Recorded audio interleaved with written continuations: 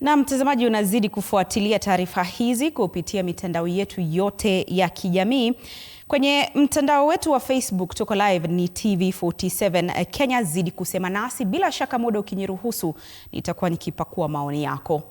Warsame Hassan, kijana wa miaka 15 aliyesomea katika shule ya msingi ya Rafiki mjini Hola, eneo bunge la Galole, kaunti ya Tana River, sasa analazimika kuchunga mifugo katika maeneo kame, huku darasa lake likiwa ni anga ya wazi yenye miale mikali ya jua.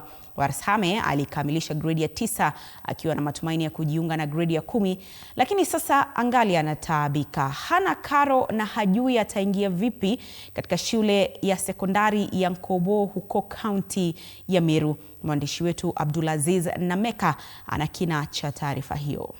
Licha ya changamoto za kifedha nyumbani, Warsame alifanya mtihani wa gredi ya 9 na kufaulu. Zawadi yake ilikuwa barua ya kujiunga na shule ya sekondari ya wavulana ya Nkubu iliyoko kaunti ya Meru. Nikaitwa shule yenye iko Meru.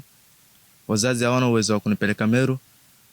Tangu tufunge shule, those 2 months nilikuwa nyumbani. Nilikuwa nachunga mfugo ya watu sababu sisi hatuna mfugo.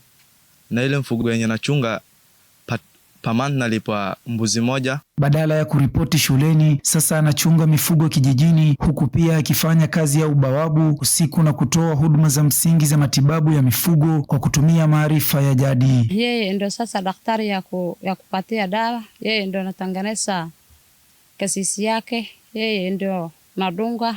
Rahma Jilo, ambaye ni mama mzazi wa Warsame, anasema maisha yamekuwa magumu zaidi baada ya mume wake kuondoka nyumbani mwaka jana na kutoweka na kumwacha na jukumu la kulea watoto 7 peke yake. Niko na watoto 7.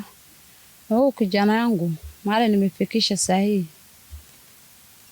nafikiri Mungu peke yake ndo najua, na sina kazi chochote. Ili kujikimu, Rahma huuza nyasi kwa wafugaji kwa shilingi 150 kwa kila fungu, mapato ambayo hayatoshi. Kazi yangu ni kukata nyasi mfuko ya watu.